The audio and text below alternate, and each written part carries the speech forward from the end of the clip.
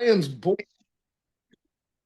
All right, race fans, episode number 268. Of course, we got Changa and his little bit of ADHD in the background watching races, and got dogs probably humping somewhere in the house and all kinds of crazy stuff. But that's What? why we love them. That's why we love Changa, right, Bert? So, episode 268. And as always, I got my right hand man here, former track champion over at the Proctor Speedway in the Pier Stocks. We got Changa in the house here. And of course, we have the former editor in chief of the Full Throttle magazine and racing enthusiast over in Eastern Wisconsin. We got Bert, and come to my attention that so Bert, I actually did have somebody tell me that I really love that Changa guy. And that was a gal. That was a gal. Okay, Teresa, don't worry. Don't worry. She's not gonna be chasing after. We are. See, that's probably why Teresa's going to the USA Nationals, because incidentally, we're gonna be in that gal's booth. Right? We're gonna be in her booth. And now Teresa's going because she's like, I might have to kick some ass. Teresa, no worries. No worries. You're safe. However, we got Bert. We got the single guy in the group. So, ladies, check him out. Bert Lehman. He's the man of the hour here. Go ahead, hit him up, all you fans out there. So, this episode brought to you by Impact Health Sharing. If you're in the market, if you pay for your own health insurance, whether you're a family, single person, couple, you might have a small business, with some employees, whatever it may be. If you pay for your own health insurance and you feel like you're paying too much, I know a lot of people, guys, paying over $1,500 a month, which is just crazy. Family plans here, right around $600 to $650 a month, $2,500 combined household deductible. It's fantastic. It's been great. So go ahead, give me a call, text me, hit me up on Messenger. My number, 218-969-1380. I can get you a quick, no obligation quote, get you the information you need to see if Impact Health Sharing can help you and your family. And there's also no networks. You can go to any provider of your choice, which is absolutely fantastic. So again, Impact Health Sharing. So, Changa, I know the answer to this. You did not go to any races. I did invite you to a race last week, but you decided you wanted to go cuddle instead. So, Bert, I probably should give a donkey award to Changa, because he was invited. I let him know. He always tells me, "Let me know when you're in town. Let me know." I sure as hell did. I let him know, "Hey, I'm going to the Proctor Speedway." No Changa. I don't feel any love. I'm just going to be honest. My feelings a little bit hurt. A little bit hurt. All right. Bert, did you go to any races this past weekend? I did not go to any races. I went to a concert instead on Saturday night. That's right. Yeah. All right. A lot of ladies at the concerts. A lot of ladies at the concerts. I went to Proctor. How the hell does he miss out on that freaking 4-car late model feature at Shawano, but for a concert? Yeah, I don't know what he's thinking there. I got to be honest. The car count. I really enjoyed going to Proctor, though. I mean, that was kind of our home away from home, and little disappointed the old country kitchen no longer open. That was our hangout for 20 years after the races. And I bet you I spent legitimately 75% of the time visiting with people, did a pit walk, visited with a lot of people that I haven't seen in quite some time. That was super cool. Guys, it's been so long that I've seen people that people acted like they liked me. That was awesome. I'm like, they forgot that I'm an asshole. All they gotta do is tune into the show to see that. Spend 25% watching the features, and got to hang out with my daughter, which was cool, and got to see Crash, spend a little time with Crash there. But it was good racing overall. Good racing overall. Again, the Hornets provided probably the most entertaining race of the night, which is just kind of become the norm. I know our buddy Lem kind of had some input on that, but I did talk to Crash, and of course, if you know dirt track racing in the Northland, you know my buddy Crash, and he said, "Man, Jerry O'Brien not doing real good." On that day, it was last Thursday. Sounds like they'd put him in hospice. They knew the writing was on the wall, and just I think it was yesterday or the day before yesterday. I think it was Jerry O'Brien, a guy very influential, a guy that was very involved with the racing community for decades up in the Northland, passed away. Super unfortunate. I don't remember how old he was, but right around 80, I believe he was. Superior Speedway Hall of Famer, and he was getting inducted here just a week out. This coming Sunday, the 2025 class of inductees over at the Proctor Speedway. But Jerry O'Brien, actually a guy, Bert, you probably heard that name. You probably know who. Oh, yeah. Yeah, I mean, he wrote many articles in several different racing publications, including the All the Dirt, did race recaps up in the Northland, and just a guy that if you've been around racing up there, Jerry O'Brien, and of course Joanne. Thoughts and prayers go to the family and many friends that he has. And I tell you, it's one of those things. We've been very fortunate to meet a lot of people in racing, and the longer we live, we're going to lose some of them people. And tragically, we lost him. Health issues. I don't know exactly the detail, but some kind of health issues. And again, Jerry O'Brien gone, and he's definitely going to be missed. So with that said, let's start with this. Guys, WISSOTA at it again. Bert, I gotta thank the folks at WISSOTA, specifically the tech committee, for continuously giving us something to talk about on the One to Go show. We really do appreciate it, because sometimes we're like, we need a little negativity. So they always come through for us, right? Let's basically the street stock class. Guys, in my opinion, I'm biased. I really like that class. But in my opinion, the WISSOTA street stocks right now might be the most competitive class and the most entertaining class from a fan's perspective in all of WISSOTA racing. Okay, it's been fantastic. We talk about that at length. There's several people with double-digit wins. It's been good. Well, WISSOTA comes in and they're like, well, I tell you what, that class is really good. Let's go ahead and see if we can't fuck this deal up for everybody. What are you doing? Okay, let's start with this. Rule changes always cost money. Always. Without question, they're going to cost somebody money. Always. Every single time. Also, I don't believe in rule changes from a competitive standpoint in the middle of the season, right? So to break this down, guys, they have what they call an open motor, kind of a spec motor that they have. They have what's called a concept motor, and then you can run a crate, which I don't think really anybody does. If they do, I don't believe they're competitive. Well, so the two main ones, open motor, concept, okay? Different combinations, different carburetors. One of them you can use a blade. There's some differences, but looking across the board, there's several drivers winning in each of those deals, right? Well, I'll tell you this much right now, okay? To the best of my knowledge, according to my sources, if I'm wrong, I'll give myself a donkey award. Pogo's kids got a concept motor, getting beat by the open motors. Well, we better go ahead and slow them open motors down a little bit so the kid can keep up. At least that's what a lot of people were texting me. I don't know that that's totally the case, but that's sure kind of funny how things work out, right? So the first thing they did is there was some kind of a riser that you could run between the intake carburetor on the open motor. They're going to reduce the height in that to 1 3/8 inches. My sources tell me that's about 10 horsepower that they're going to take away from the open motor. Do they need to do that? I don't know. They seem pretty even. To the best of my knowledge, Colton Brower runs a concept. I think he's doing okay, right? He's got 22 wins. I think he's got the most wins in WISSOTA of any class, right? And he has the concept. So if that's the case, I don't think they need to slow down the open motor. I believe that Gresseth, Dykhoff, Trey Hess, some of them guys have the open motor. I don't think they need to change it. Then they come out, right, and they said, here's what we're going to do. We're going to go ahead and effectively 2027, we're going to just eliminate that open motor altogether. Everybody got to go to a concept. Bert, that means that people have to change carburetors.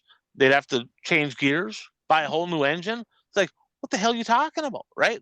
Well, they got enough grief over the last 24 hours, right, that they said, well, maybe we jumped the gun on that one. Huh, weird. WISSOTA jumping the gun?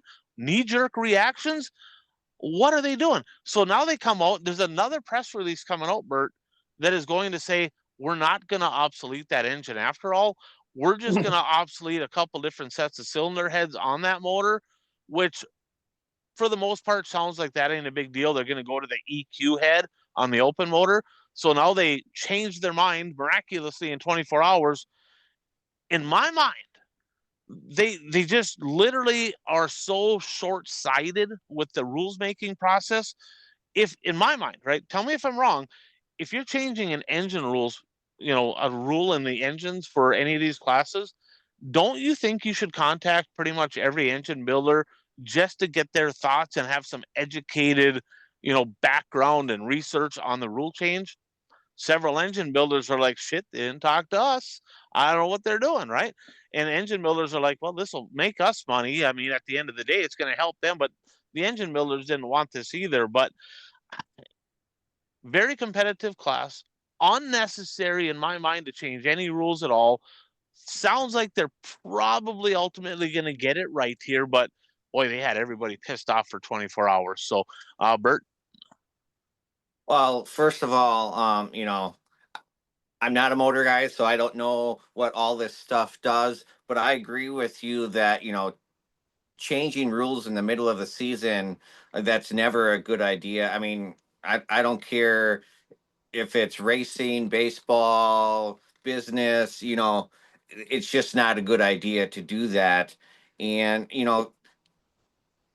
get a larger sample size, go to the end of the season. If you want to compare the wins and results between the two motors, then you can make an informed decision. But my question is, I thought WISSOTA was a promoters association. Shouldn't the promoters have a say in rules like this? At one of the meetings in the last couple of years here, the WISSOTA promoters as a whole, as a 2/3 majority vote, voted to give the rules making authority to the tech committee. So they gave that away. Now, with that said, boy, that's a double-edged sword, right? Because on one side, you're like, man, they should have a say, right? Problem is, if there's 50 tracks, right? Half of them didn't even show up to the meetings. And half of the ones that did show up didn't take an active role. They just kind of sat there. They were happy to be there. They didn't do any research, and they kind of looked around the room and voted on what their buddy and what the majority was doing. There are some very, very good promoters out there, some excellent ones. And there's some that have been around for a long time, and even some of the newer ones that take a very active role, and they were doing their homework and doing the research. I feel bad for those promoters because they did their part. They wanted to take an active role and be a voice for their drivers. But you know what they say? A few people screwed up for everybody. And that's what happened here. Now, with that said, WISSOTA is the only organization out there to where the promoters ever really had a vote in the rulemaking process. Most of them is they have like one person or just a couple people. They make the rules and take it or leave it. It is what it is. I like that way if you have the right people in that position that are educated enough and do enough research and put enough thought and time into it to bring good rules, to the forefront. And I don't know. I don't feel like that's the case right now. And ultimately it sounds like they're probably gonna get this right, but wow, internet was buzzing. And there were several guys that had concept motors that were jumping on and saying, this is unnecessary. We don't need it. Why are we changing stuff? What are we doing here? And these are people that they already had concept motors. So yeah, it's a interesting deal. Changa, any thoughts on that? Yeah, You saw it just don't make a whole lot of sense, right? The guy that's winning the most races out of anybody, double of anybody else is on the concept engine, and then they're going to take power away from the other guy. I mean, come on. I mean, really, how much research did you put into this, right? Seeing them both next to each other on the dyno, like you said, talk to the engine builders that have seen them both, right? And come up with an educated decision, put some research into it, and for God's sake, do it in the off season if you're going to do it. Yeah, 1000%. So knock on wood. Hopefully they get this deal right. We'll find out. Hopefully we'll have some good news for everybody by next week's show. Big show coming up this weekend, right? Guys, have you seen all the different details coming out for the Dwayne Mader Memorial this Saturday at the Cedar Lake Speedway? Holy shit, have they done a good job? You know, whether I don't know all the people involved, so I don't want to start naming off names because there's several people, sponsors. I know that Cedar Lake Speedway people from there. I know that there's some different people, Bulldog and some other folks that have really put this deal together. It's not just one person, it's a cohesive group. But if you're a late model driver, and I get it, right? If you're racing in the Challenge Series right now, you're handcuffed. You got to go to Ogilvy on Saturday. We already went down that road. Them scheduling on top of this race, absolute travesty, unfortunate situation. Okay, but 10,055 to win, 1,055 to start. Did you see what the non-qualifier feature pays, Changa? Yeah, but I don't remember what it was. Like 3,000 something. No, it's 1,055 to win, 355 from like 12th back. Yeah. Oh yeah, the non-qualifier. Okay. Yep. Guys, 12th back pays more than the freaking A main at the Challenge Series race on Saturday in the non-qualifier race. On top of that, they went and they got sponsors all lined up. Now, keep in mind, I believe this to be the numbers, close if I'm wrong. So a Challenge Series race Saturday, more than likely a $40 wristband to get in the pits, right? So you and a pit guy, pit gal, whatever it may be. And I believe it's $100 draw fee for the Challenge Series. So you're looking at roughly $150 to $180, right? 2 free pit passes, no draw fee for the late models getting into Cedar Lake. So if you add that 180, it's not 355 to start the non-qualifier. It's actually 535, right? So it's like, wow, unbelievable. So 60 plus, 70 plus cars. It's going to be a hell of a show. Hopefully Mother Nature cooperates for that one. Check that one out. That's going to be, I think that's on Racing Dirt, right? Isn't that what Cedar Lake's on Racing Dirt, I believe, on Saturdays. So, Bert, are you all set? You going to the USA Nationals this year? That's just a couple weeks away. That's the plan. You know, since we're on talking about Cedar Lake, so I've been to a few USA Nationals. It's been decades since I've been to the whole weekend. Literally, I've gone to maybe a feature night or a heat night. And Changa, I think you went a couple nights last year, right? Mm-hmm. Did you go hang out with Bert? No, they wouldn't meet me. I was trying to hook up with them. They were out in the parking lot drinking beers. I was like, hey, I want to meet you. Nobody would text me back. Bert. So see how he is, right? So I come to Proctor to go to the races. He didn't want to hang out with me. He goes to the USA Nationals and boycotts all you guys last year. See, I liked you. I was trying to meet Bert. I don't think you were. I don't think you were. You sat in the same. Bert, how many years have you sat in the same spot at Cedar Lake? Oh, well, that's been 15, 20 years. Yeah. Did he text you and say, Bert, where are you sitting? I'm gonna come see you. Did he do that? No. I'm just saying he did try real hard. Donkey or. I walked around both the front and the back stands probably freaking over the 2 days 20 times looking for Bert. Couldn't find him. Well, it was the guy surrounded by all the ladies. I sit in the very last the lawn seat row in a director's chair, so it's right almost right, but straight down from the food stand almost. In the front right of in the front on the front stretch. All right. Puka, you got to know where Puka sits. I don't know where I just met Puka for the first time last summer. Oh, okay. Hey, Bert, don't worry. Don't worry. I'll come visit you. Whether Changa does or not, I'll come visit you.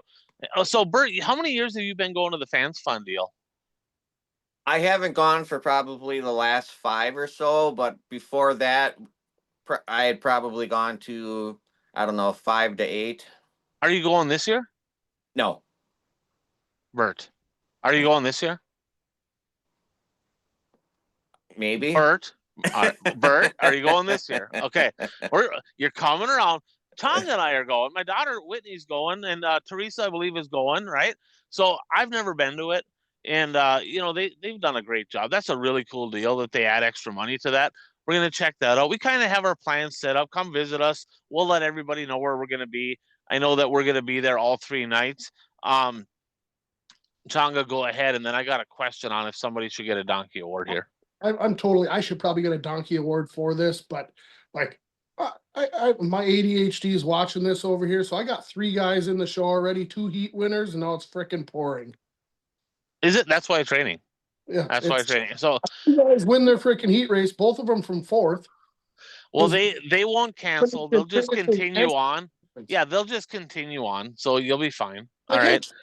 Screw you. You can't do good in a draft. Well, fuck it. We'll rain it out and you just try again tomorrow. I think that's how it should work. Heat races are not the final.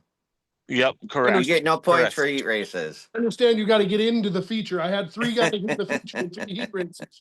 So if it does rain out, then we know why. It's totally your fault. We understand that. That does make sense. It freaking poured. It looks like it stopped after about 5 minutes, but it poured.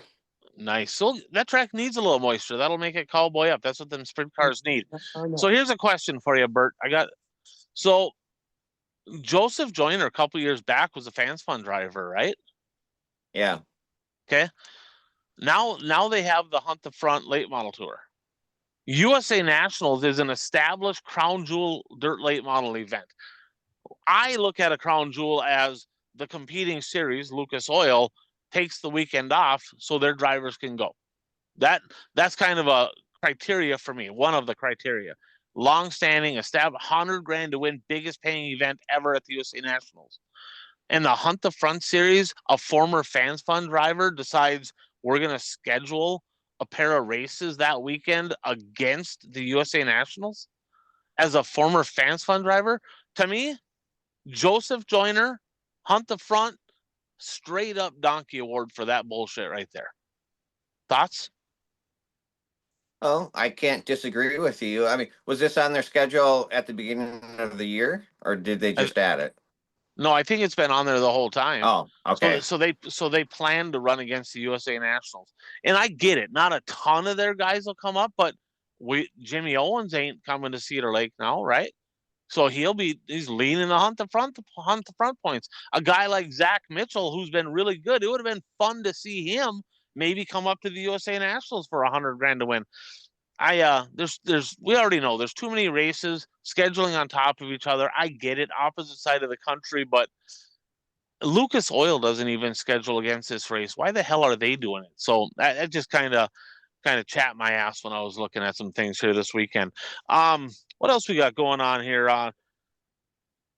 XR big deal coming up here in a couple weeks.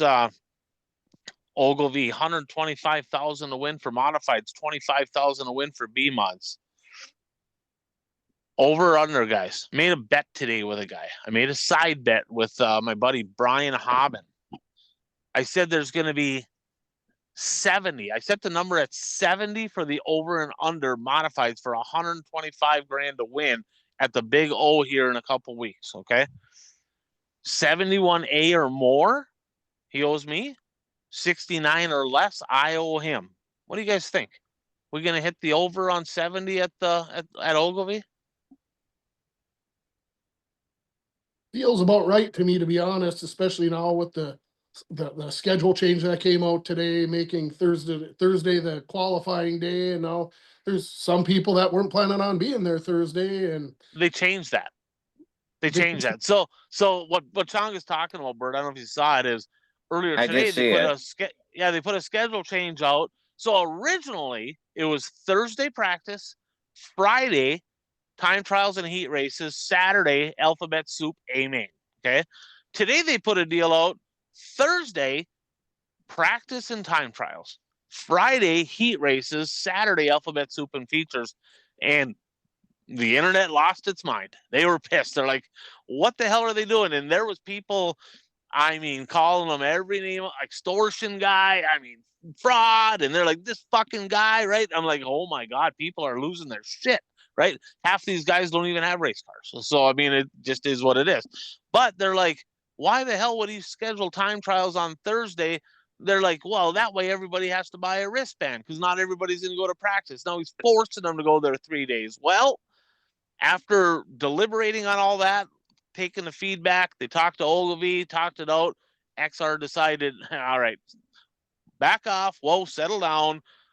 Thursday practice, Friday time trials and heat race, Saturday alphabet soup and feature. So they changed it up, and he he had, I think he's had enough daggers thrown at him. I mean, up in Hibbing, he's getting just slayed up there. I mean, weather's not cooperating, tracking been great, getting a little bit better, but he's been getting slayed. Then the Pennsboro deal, right? Allegedly, there's a lawsuit happening with Pennsboro, and big article out today behind the scenes racing deal talking about, is Pennsboro, is it done? Is it going to open back up? Because everything canceled for 2025. They had several races scheduled. That guy, he must have thick skin, guys, because holy shit. I mean, it's one thing. If you're a racetrack promoter, a race promoter, you're going to get daggers thrown at you, but it's like, I mean, it's just one after another, after another, after another. And man, I don't know. But so that changed, incidentally, Changa. That's back to how it originally was. Heard that yet. But $125,000 to win. How do you not go to that race? If you're legit fast, because it was the top tier WISSOTA guys, right, can contend with the USMTS drivers. They flat out can, especially Ogilvy, probably going to be relatively slick. It's, I would think, man, how do you not go to that, Changa? So how many laps is this race? Are we going to run into the same thing as the other races where they can't make it the distance on fuel? Is there a mandatory fuel stop? I think there's a fuel stop. Okay.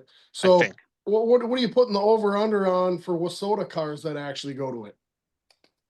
I'm gonna say 35. Really? I'm gonna say 35. You're telling me you're thinking 35 WISSOTA cars, 35 travelers? Yeah, that's what I'm gonna say. Wow. I'm gonna say 35 WISSOTA cars, 45 travelers is kind of what I'm thinking. So you think there'll be 80? I'm hoping. I mean, remember last year there was like 160 some or whatever the hell there was, right? Mm-hmm. And we get it. We know what happened. He kind of had the deal. We're gonna pay people next year type. All that went down, and I mean, how quickly that changed, right? Because all them events they scheduled last year were just massively. They were sold out immediately. Bam, bam, bam, sold out, right? And obviously, a lot of people register, don't go. That's just the nature of the beast. But you're looking at 150 cars realistically at these races, and now we're like hoping they get half of that, 70. I mean, if I said 10 years ago, holy shit, guys, 125,000 win mod race, we're only going to get 70 cars, you'd have been like, no way. 170 easily, right? Is it sad? Is it sad that that it's just not an automatic 100 cars at a show like this? Is that kind of sad? Well, I would say that's sad. I mean, just as an example, I mean, the Clash at the Creek in eastern Wisconsin, 10,000 to win, and they get 60 to 70 IMCA modifieds for a 10,000 to win show. Right. Yeah, it's I guess we're gonna find out. We're about a week out. Now the other thing, guys, it's scheduled against the PDC. So a lot of them top tier UMP guys, I think you'll still get a few of them. But the guys that are married to Fairbury, they're going to Fairbury for $5,000 to win. $5,000 to win. $5,000 to win. I think it's $5,000 to win for modifieds at Fairbury. Okay, so unbelievable. If someone else were promoting this $125,000 to win show, how many more cars would they get? Double. And I haven't had an issue with Barry personally. I haven't, but it's one of those things, right? I mean, it's going to take him some time. He's going to have some things go really right for the next couple years to kind of erase people's memory of the kind of last year of some of the stuff that happened.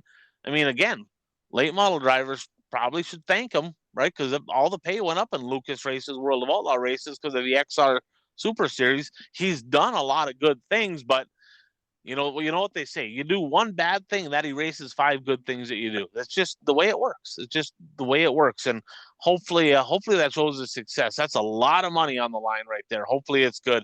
Hall of Fame inductees, Hibbing Raceway. Hibbing Speedway now. It's Hibbing Raceway to me. Sorry, still is. It just is what it is.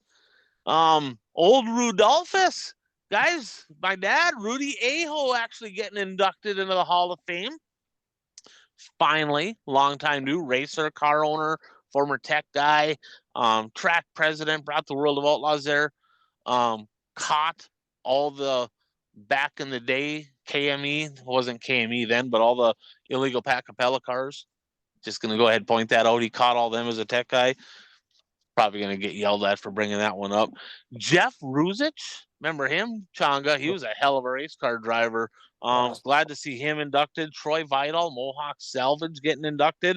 Sandra Rower, Palmer's Tavern. She just sold that. Sponsored a lot of stuff getting inducted. And then former engine builder, the late Bob Espy, getting inducted. So congratulations to all the recipients there at the Hibbing Speedway. All right, guys, One to Go Show event or race of the week. Bert, what do you got? What stuck out to you this past week? Best race, best event, whatever it may be. What do you got?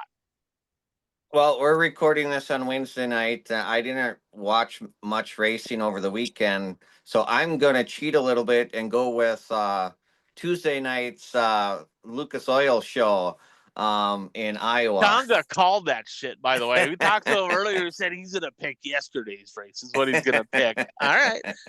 Tell us a little bit about it. What stuck out? I mean, it was a good race for sure.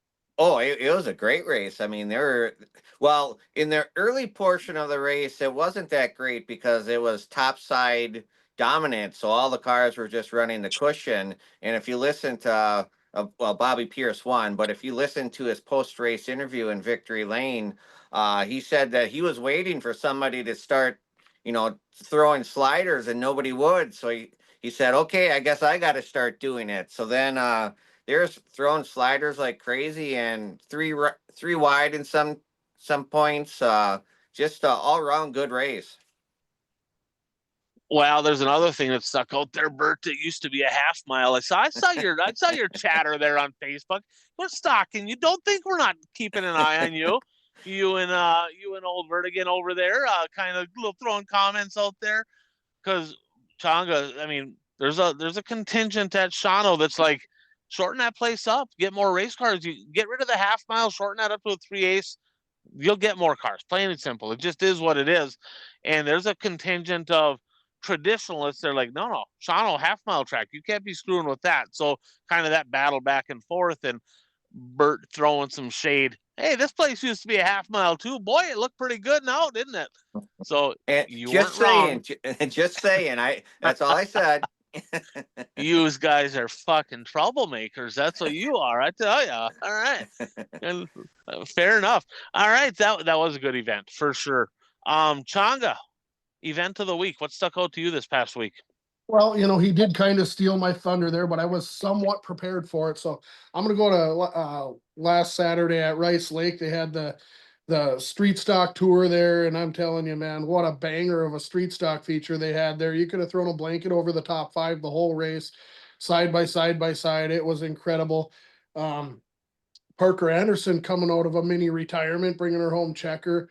Looked like Justin Vogel had the car to beat, but he made too many mistakes, and I think he wound up falling back to 4th or 5th there. But Parker Anderson and Nick Trainer and Hunter Van Gilder and Vogel and Dykhoff and Andrew Hansen, all of them were up there in the mix, and it was a lot of fun to watch. And then of course the modified feature, and I wasn't 100% prepared for this, but I know Blake Adams was going back and forth, slider for slider, back, slider crossover, and who remind me who won that? Shane Halopka.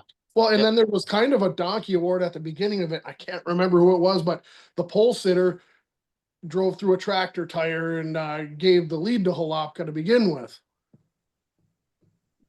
Yeah, I don't recall who that was, but yeah, that wasn't the best part of that race. That the haymakers after haymakers and crossovers was great.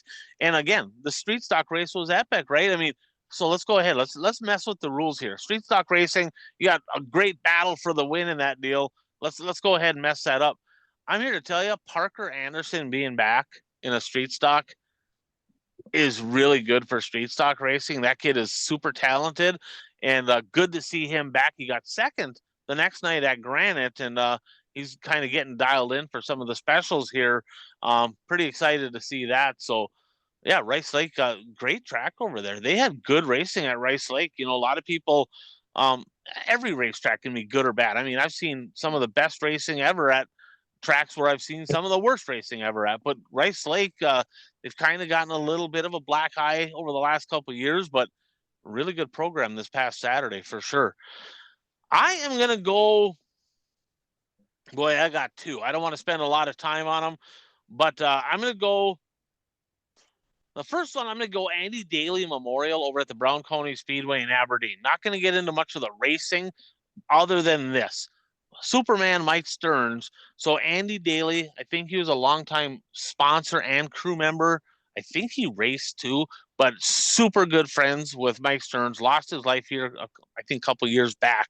But Mike Stearns really put some time and effort into getting sponsors and contingency prizes and, you know, all this different stuff for this race, and did a hell of a job. Great turnout, travelers coming to this deal. Super good to see. And I got to give a tip of the cap to Kent Arment and the track crew over there, because the racing both nights at the Brown County Speedway was unbelievable. Bert, if you haven't had a chance to watch that, I don't care if it was a late model race, the mod race, the super stock race, it didn't matter what it was. There was battles, drivers coming from deep, passing side-by-side action, multiple lanes. And one thing I will say this, a lot of drivers, including me, we hate tractor tires. They got a unique situation. They got like smaller type tractor tires with these barrels down on the bottom, but they're very active with moving them in and out, right? And when the bottom looks like it's going to get a little bit dominant, like the bottom's too good and it's going to marvel up the track, they'll take them tires and barrels and they'll move them out on the track to make sure that they keep two lanes of racing. And they've been very on top of that over there. So very impressive to see out in Aberdeen, South Dakota. And the other one, Dakota Classic Mod Tour as a whole was awesome, especially the finale at Mandan. Changa and I watched that. It was unreal. The mod race and the stock car race. I mean, literally haymaker sliders for the win. They're throwing sliders back and forth, and I'm like, holy shit, who is that? Here comes Braxma on the bottom. Johnny Carter with a redemption win in that one. Mandan had an awesome track. By the numbers, guys, 16 states represented. I don't think Uper actually put this one on the sheet because I got this one wrong, but 16 states represented in the mods, 80 total entries, 10 states represented in the stock cars, 67 total entries.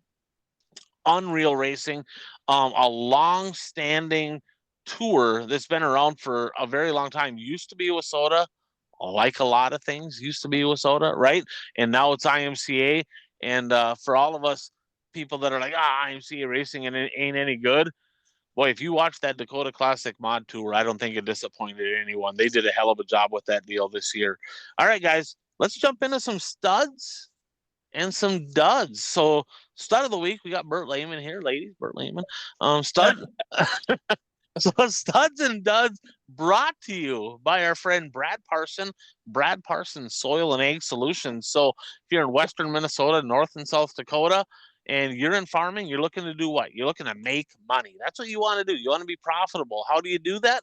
Higher yields, right? Obviously, you got to have the weather. Everything's got to cooperate. But one thing you can control is what you put into those spray packages. Why not call Brad Parson at 320-219-3542 to learn about the products that he has that can help you be more successful, more profitable in your farming endeavors. That's Brad Parson, Soil and Ag Solutions. All right, guys, let's start with the national scene. We're going to go Bert, Changa, me. We got our studs, we got our duds. And we'll see if we can make fun of somebody's stuff here. We'll see. I mean, maybe we all got good stuff. Maybe we'll all agree. I don't know. But Bert, national scene, that could be late models, national sprint cars, USMTS mods, whatever it is. National scene. Who's your stud? Who's your dud? Well, you guys may argue with me because his finishes weren't actually that great this past week, but because he finished 8th, 3rd, 9th, 6th, 3rd, 15th. Those are his last races, but it was enough to secure the Hell Tour overall championship. So I'm going with Jason Fager with that one. That's your dud, right? Your dud? No, that's my stud. That's your stud? Yeah. He won a championship. He got 5th. Bertie got 5th in the week. That was his worst week out of all of them. Bert. All right. It's the overall body of work. Are you trying, like, is there something we don't know here? Are you trying to chum up with Jason Fager? Are you trying to maybe get Jason Fager follow? I'm not really sure what you're doing. All right.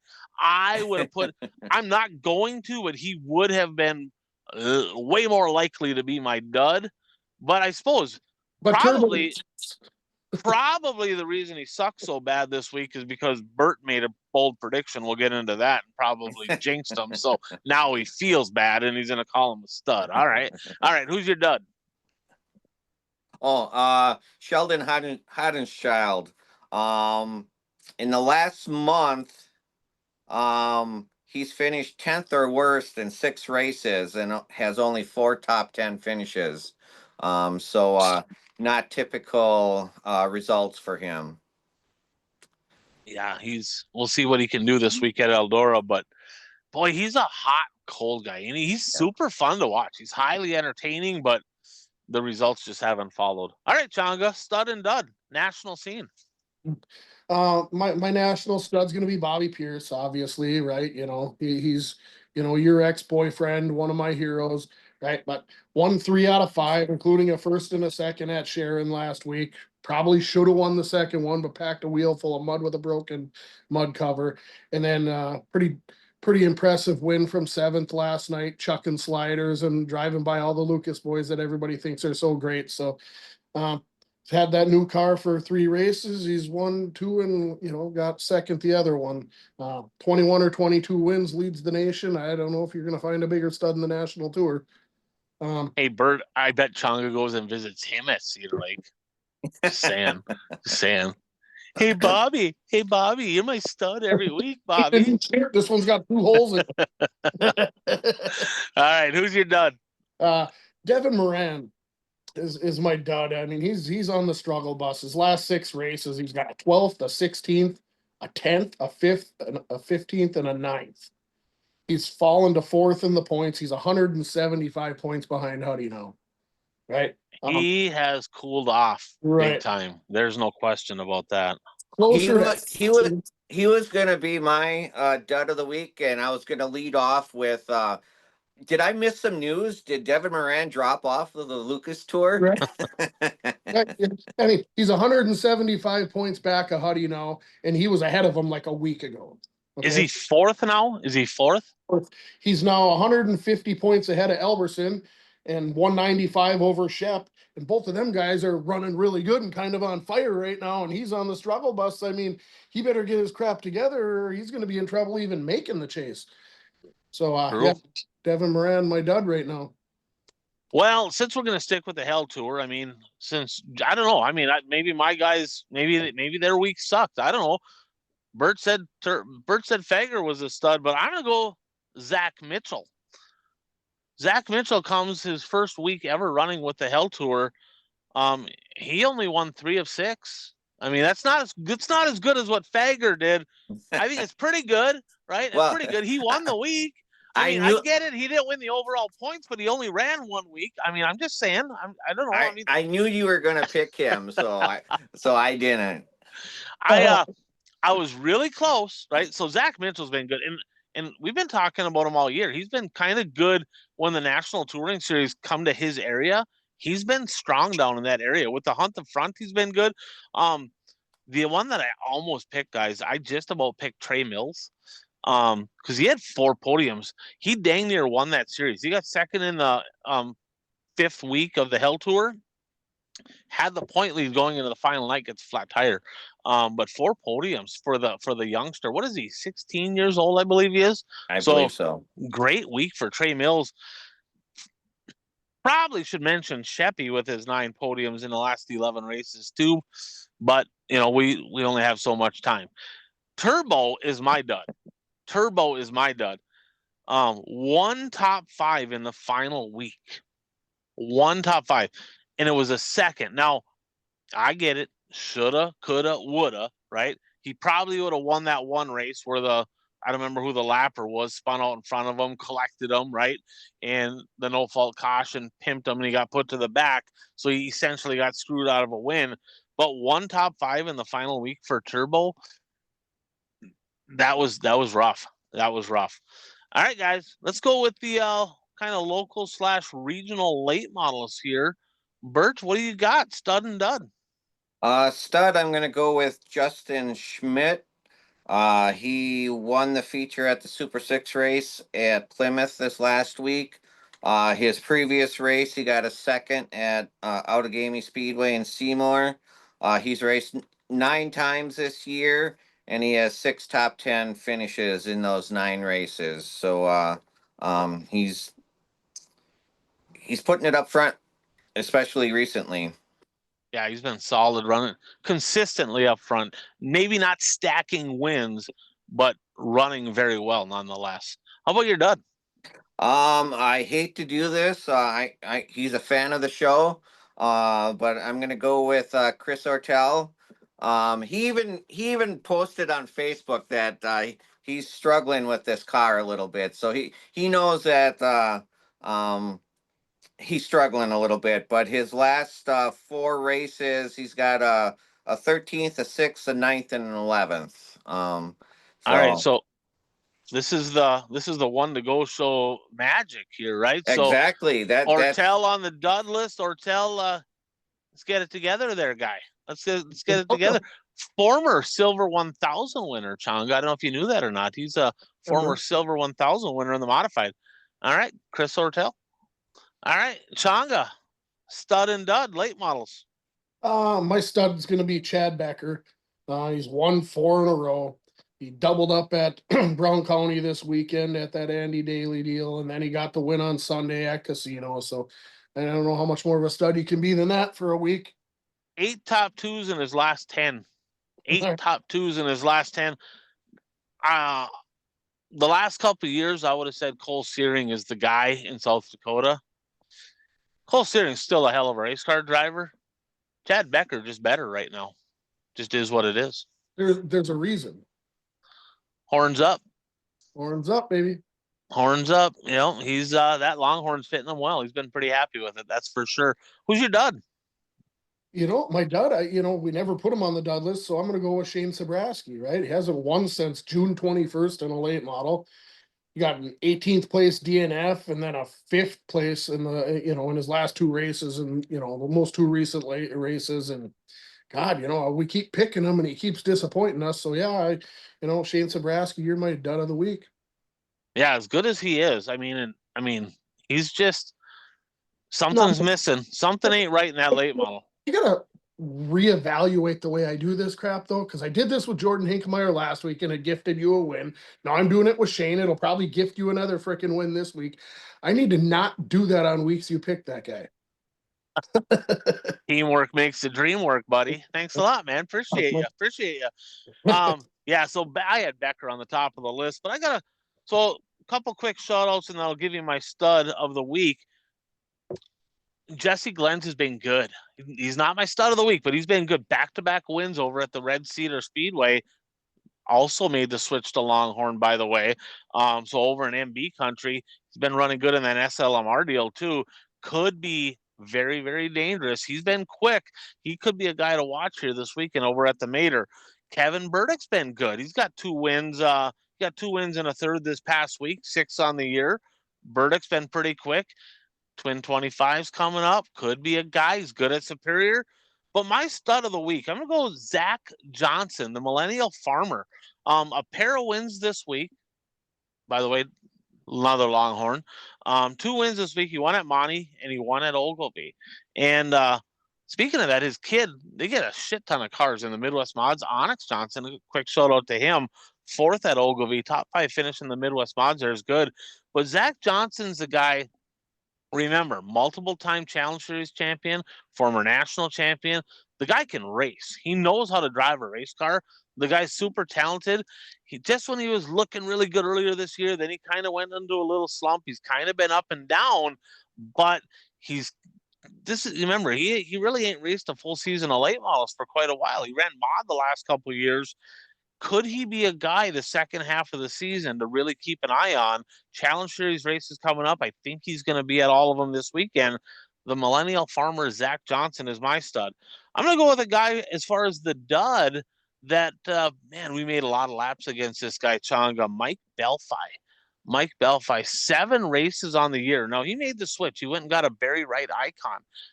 Right. Always wants to be different, right? And it's a good car, right? And I don't think it's the car's fault. He's got 5 DNFs and a pair of 10ths.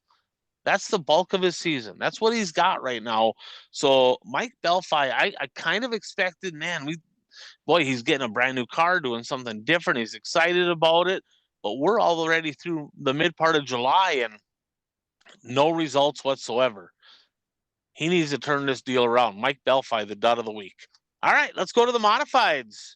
Bert, what say you? For stud of the week, I'm gonna go with Kelsey Whittlestat. In the month of July, she has finished 8th, 3rd, 8th, and 1st. The entire season prior to that, she had 4 top 10 finishes. So she's really turned it on over the last month. And for dud of the week, I'm gonna go with her husband, Mike Whittlestat. That'll make him happy. in June and July, he's finished 10th, 16th, 19th, 21st, 21st, and 11th. Oof. So he's struggling a little bit, but they're working on 2 cars, so maybe that plays into it a little. It could, yeah. Get it together. Don't let her keep showing you up. All right, Shango, what do you got? My modified stud of the week is going to be Jody Belfi, right? He had 3 dominating wins last week. He won convincingly at Thunder City and Proctor from the front row, and then he goes to Ogilvy and wins, goes 9th to 1st. I mean, just incredible. That thing is absolutely bolted, and I'm guarantee you he's pissed off that ABC rained out because he wanted to keep that train rolling, and he's got that thing working. He's going to be trouble for a while here. Was he at a wedding recently? I don't know. Well, I mean, he's been the bridesmaid for so long. I thought maybe he caught a bouquet because now he's the bride. He got 3 straight wins, so he's getting it together. There's a guy right there. I'm here to tell you, the Wissota guys, I believe, run strong at Ogilvy against USMTS. If there's a Wissota car that could win that 125,000, good old Jody B. Alphabet, I'm telling you, that's a guy to watch down there. He has been peaking at the right time, coming up for that 125 grand to win. How about your dud? I hate to do it, but my dud's going to be Brandon Kopp. 7 races since his last win, and he was on a super hot streak with a bunch of top 2s and 3s, and it's been 7 races. Let's see. He's only got 2 third-place finishes. Everything else is outside the top 3. The last 7 race stretch, he's got 2 thirds, 2 fourths, and it appears something's just kind of missing on the thing. That thing was bolted everywhere he was going, and now it's missing a little something now. So yeah, Brandon, get that thing into the shop, tear her apart, figure out what's bound up, figure out what's ailing you, and get it back in victory lane. Yes, sir. All right, so Belfi was a good one.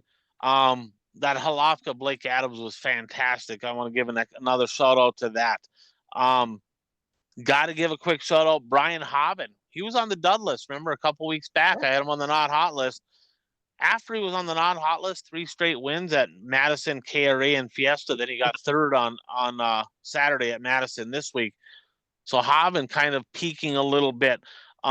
Mike Stearns doubling up at the Andy Daly, right? He actually and he won night 2 from last after getting a flat tire right away.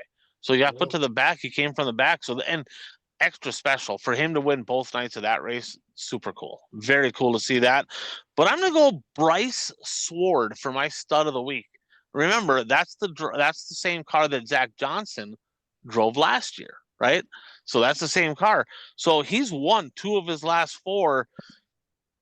But I do have a question for you guys. So at I-94, there was a last lap altercation, right? That brought out probably an unnecessary yellow, right? That put together a green checkered, which drives me up a wall. I like green white checkered, not green checkered. I hate that, right? But he capitalized on it. He was second. Joe Thomas leading. He threw a haymaker slider in there, and excellent finish there, and got her done. So Bryce Ward, I mean, I think he's got 3 wins on the year. That mod looking well. I don't think he ever got 3 wins in a season in the late model ever, and he's got 3 wins halfway through the season in the modified. So he's looking pretty solid. But I got a question. What's you guys' thoughts on these last lap yellows when the leader's literally coming to the checkered flag? Right, they're right there. There's an incident maybe in the corner or the opposite end of the track, and they throw they could just as easy just throw the checkered flag and be done with it. But no, they throw the yellow, and the leader's like freaking 10 feet from the flag stand. What are you doing here? Well, I tell you what, it would have been helpful last night in that last chance race in the sprint cars, right? We wouldn't have a guy laying in the hospital missing the biggest, one of the biggest money weeks of the year, because that thing, they were down the front straightaway. The leaders were coming for the checker when they threw the yellow on that, and they end up having to go back to their green white checker, and haymaker slider gone wrong, and guy in the fence injured, sitting out, waiting an hour to get the thing back together with helicopters coming in, and wishing them all the all the prayers are sent to them. But my God, that was so unnecessary. That race was over. I mean, they were feet from the finish line. Yeah, that's Caleb Henry at Attica that got upside down there with Brady Bacon, and that's exactly it, Bert. I mean, as a fan, right? Changa and I are both former racers. As a fan, when you see an incident in the corner and the leader's literally like feet, right, just coming off the corner, and it's like the checkered flag's right there, they're all on the gas anyway. I mean, what's your thoughts when they throw that last lap yellow? Are you a fan of that? Do you think they should just throw the checkered, be done with it? What's your thoughts?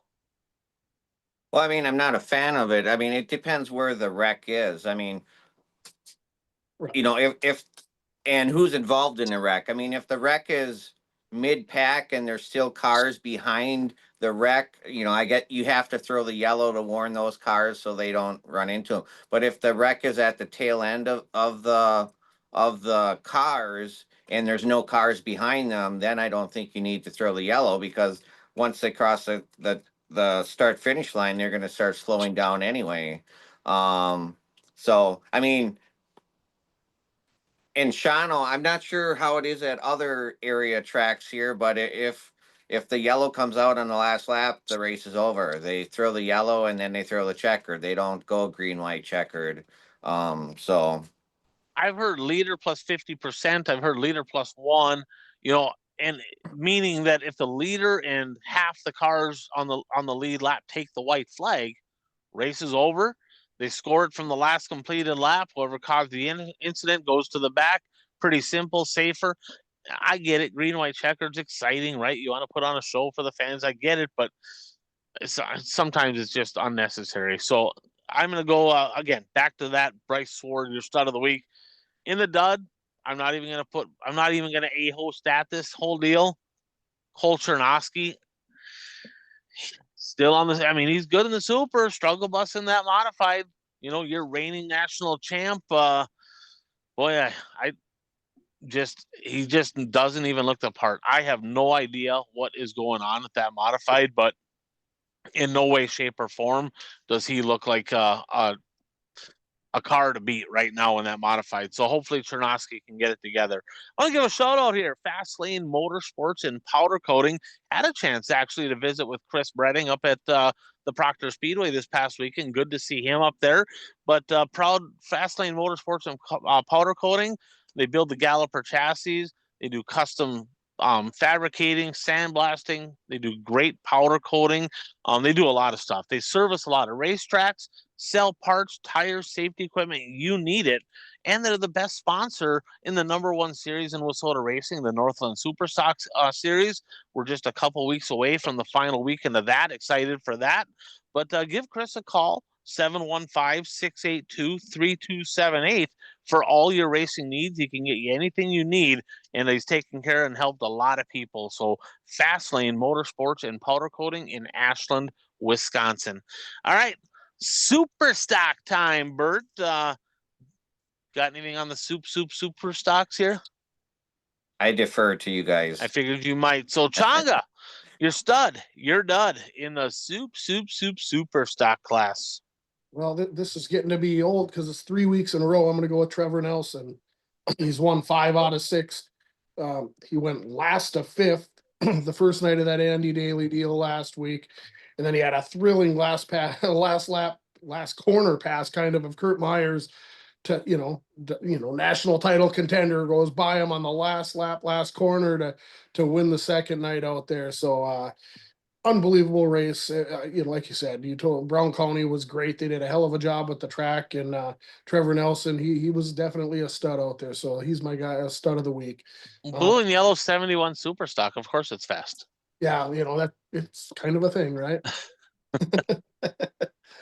So you and I talked on the phone here earlier, and I was like, God, I don't know who my dad's gonna be, and it kind of came to me in our conversation, and one of my old nemesises, I guess, from my way back in my day, an ex-national national champion, Scott Lawrence, right?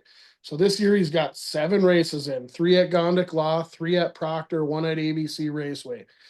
His best finish is a 9th, right? I mean, best finish is a 9th, and these tracks don't always get big super stock car counts, right? It's like, oof. So yeah, Scotty, I don't know. I keep thinking every year, it's like, all right, they're gonna get a fresh car, or someone's gonna get that thing dialed in for him. But boy, it's not been a good year for him. No, he's been struggling mightily, that's for sure. So Trevor Nelson's definitely worthy of that stud of the week. I got to give a shout out to my buddy Kevin Saline. I think it was his first win in like 4 years in the super stock class. So that was super cool to see. Speed Secret, by the way, he won in Rapids, 7 cylinders, Bert. He broke a rocker arm. So I don't know, Kevin, just go ahead and smash the spark plug off this week and see if that works. I don't know. Maybe 7 cylinders is better for the 11 ride. Possibly got it done. So congratulations to him. Jordan Hinkemeyer, right? He had a bad week the week before. He did win night 1 of the Andy Daly, 16th to 4th night 2. Dexton Cook, he won 3 of his last 4, but he still doesn't. I don't know that he looks the part. I'm gonna go Eric Martini though, stud of the week. He's won 3 straight, 4 straight over at the North Central Speedway in Brainerd. I think he still builds his own cars. But my stud of the week, super stocks, Eric Martini. Dud of the week could go Tristan, right? I mean, it's kind of mean though. It's kind of mean. He blew up. That's a tough deal. It was super cool to see him make the trip all the way to Brown County, for that special, and then blow up was just painful. I got to go Kraus. I got to go Coach Kraus. He's still alive. He still races, kinda. Some of the laps. I mean, not all of them. I don't know. He never finishes. Bert, do you think it's old age? Do you think that maybe he's like, guys, I just can't go more than 4 or 5 laps in a race. I need a fucking break. I got to take a week off. I don't really know what he's doing out there. He don't finish heats. He don't start features. He's like, I'm tired. I don't know what's going on, right?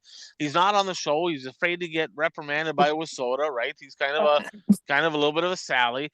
And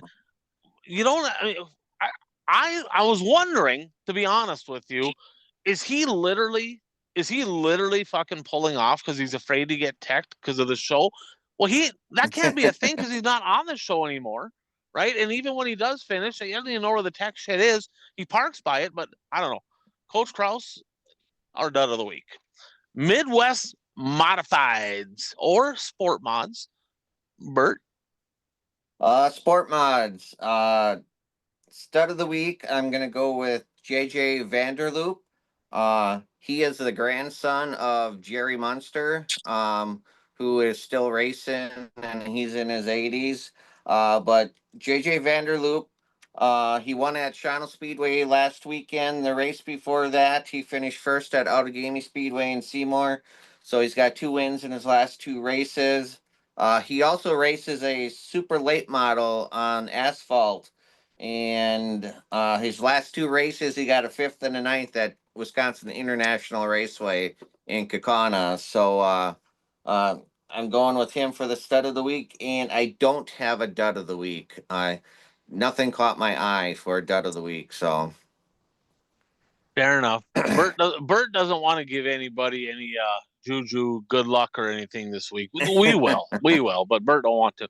All right, Changa, you're stud, you're dud. Right, and you're right. Sometimes they don't even have to do that bad. You just call them a dud so you can spark them if you like them, right? That's going to be my new strategy, I think. Uh, my stud of the week's going to be Joey Jensen, right? Chitwood with 6 straight wins. Hibbing, Proctor, Red Cedar, and Ogilvy last week. What more do you need to say? Just on a mission now. My dud's going to be Troy Liker, right? 4 straight races without a win. He ain't even raced since July 5th, right? So the Liker boys, they're not only are they getting beat up by Mario Berger, now they're just like one of them's deciding I just don't even want to race. Fair enough. Yeah, the Lakers kind of staying on that dud list out there. I have a few. How about 16-year-old Kenna Romold?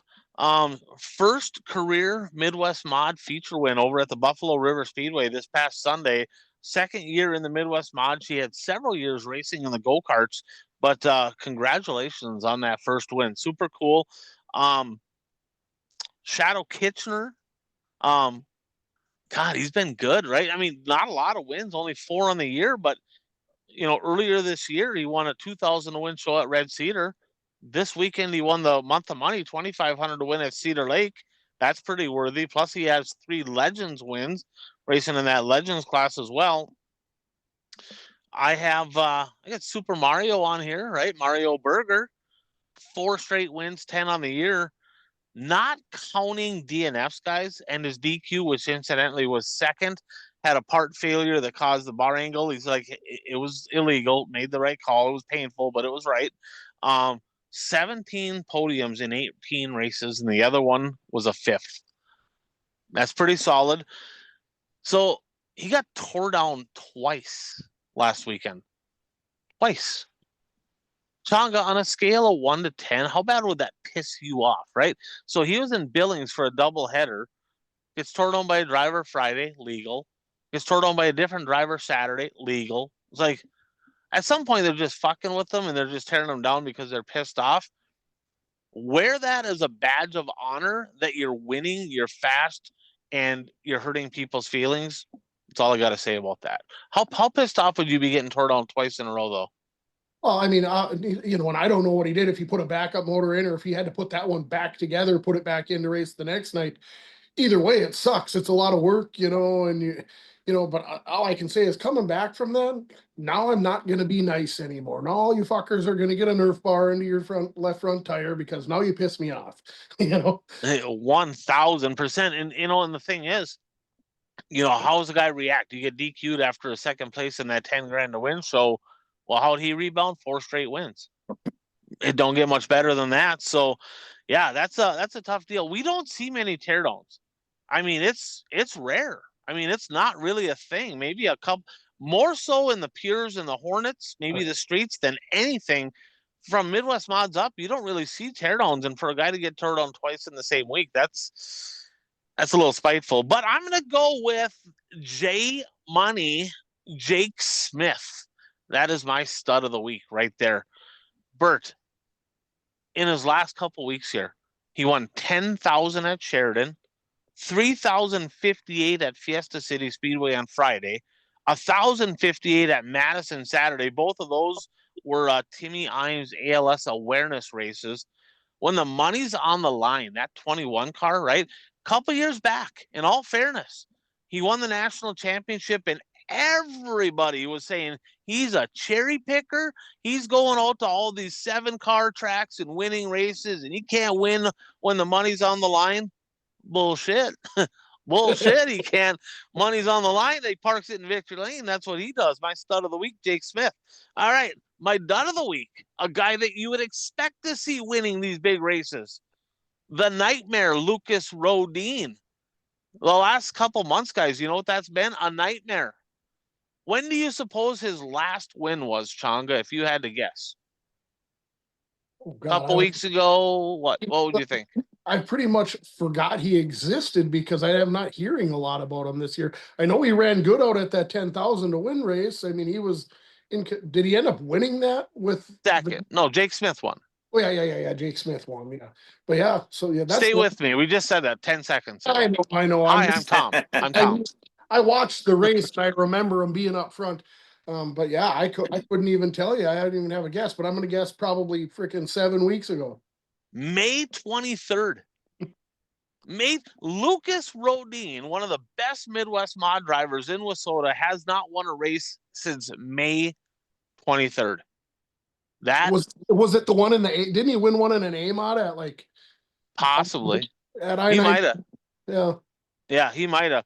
Yeah, that's our dud of the week right there. Rodin, he's on the struggle bus. Street stock cars. Bert, what do you got?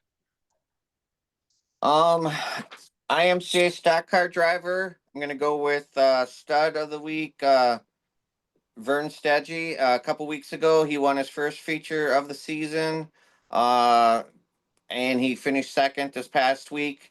So I'm gonna go with him for stud of the week. And dud, Luke Lemons. A little over a month ago, he was my dud of the week, and then his next race he won the feature. Since he won that feature, he's got a 16th, a 20th, an 11th, and a 13th. So dual purpose for this. Obviously, it finishes warranted dud, but I picked him for the King of the Creek, one of my drivers. So this is to spark a little bit of fire under him. Yeah, I picked him too. Way to jinx him. I don't know. You gave us them numbers. Them sounded like Fager's numbers from this week. Why'd he get stud of the week? This guy got dud of the week. Not sure what that's all about. All right, Changa, what you got? Street stock stud of the week, Jimmy Gullickson, right? 3 straight wins. He won from 4th at Princeton, won from 7th at Ogilvie, and drove by Keith Tourville to do it. And then he won from 4th again at Granite, drove by Trey Hess and Parker Anderson to get it done. So, and then I believe he drove by Pogo the first 2 nights too. So, I mean, he had a hell of a weekend driving by some good cars and winning not from the front row. So yeah, Jimmy Gullickson, stud of the week. My dud, I'm going to go with Casey Usatis. He got a 2nd to Gresseth out in Cheyenne. Then he got a 6th at Tri-County and a 9th at Jamestown. He's got 1 top 5 in his last 5 races. And that's, he's a guy that you usually expect to be on the podium. So 1 top 5 and 5 is someone that's a little bit on the struggle bus. So I'll go with him for my dud of the week. All right, so we talked about Parker Anderson, Johnny Carter with redemption, getting the win at Mandan after getting DQ'd with his opening night win of the series at Jamestown. Jeff Nowak won the DRC, the Dirt Race Central Street Stock Tour night at Red Cedar. Colton Brower, he is 2 for 5. Bert, this is kind of interesting. So Colton Brower is on his way up to Thunder Bay. They had the Whiskey Row Classic 1,500 to win for the street stocks up there. Sounds like he had a little traffic incident on the way up there. He was late, missed his heat. 11th to 1st in the B, 17th to 3rd in the feature. So cool to see that he continued on and made a good night of it. Gifted a win because Tourville got DQ'd at Redwood for wheelbase. So one of them, 2 of the 5, it was a gift. AJ Keller, 10 straight top 2s. won the Whiskey Row Classic at his home track up there. 2 wins and a second this week. That's 9 on the year. But my stud of the week is a guy that got 3 wins this weekend. I'm going to go Cole Gresseth. 3 wins and a second this week. 14 wins, Bert. It's a long ways back, right? He's 8 behind Brower right now, because Brower's at 22, but he's sitting good at 14 wins. Gresseth, the only black eye, right? And I'll probably get some hate mail for this. He got his second place finish. He started up front. He got passed by a girl. Maria Brooksick drove by him for the win, right? But 8 of his last 11 have been in the top 2.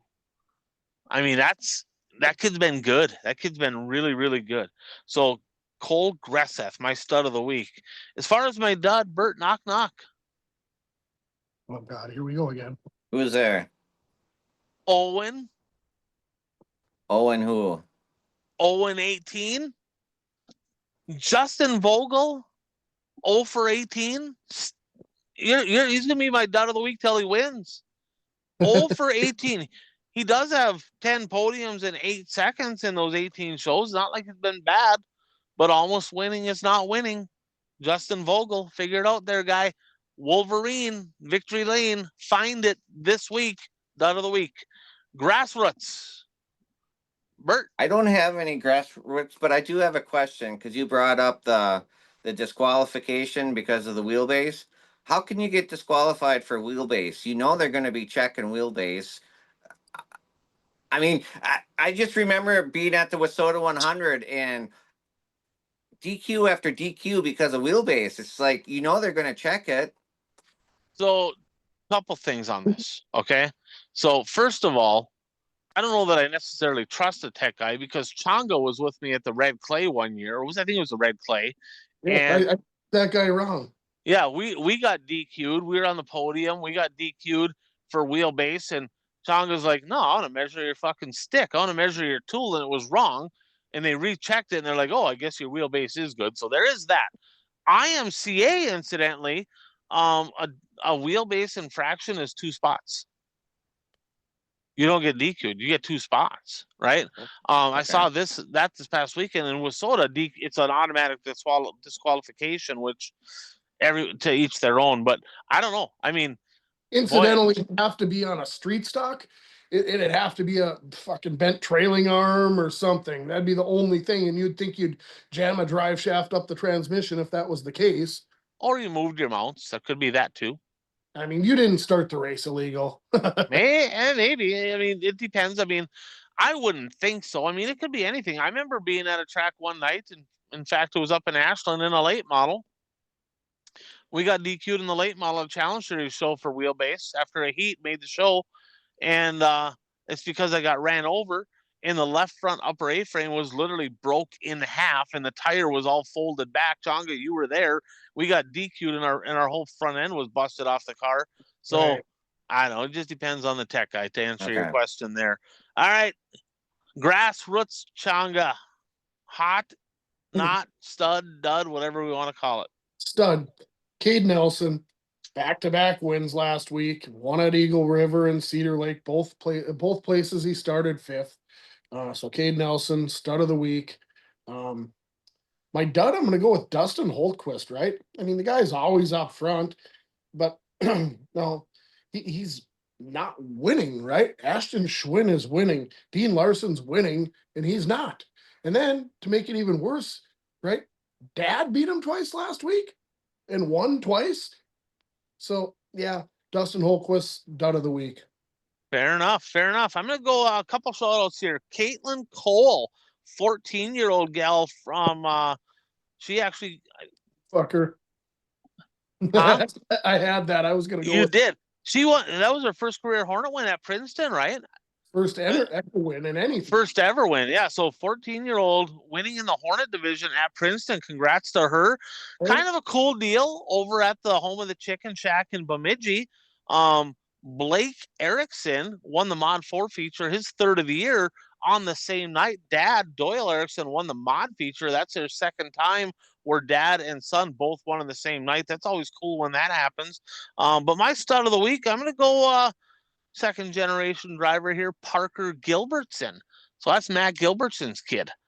He got his first career Gen X late model, which is USRA type. They're the 6.0, they're the crate late models.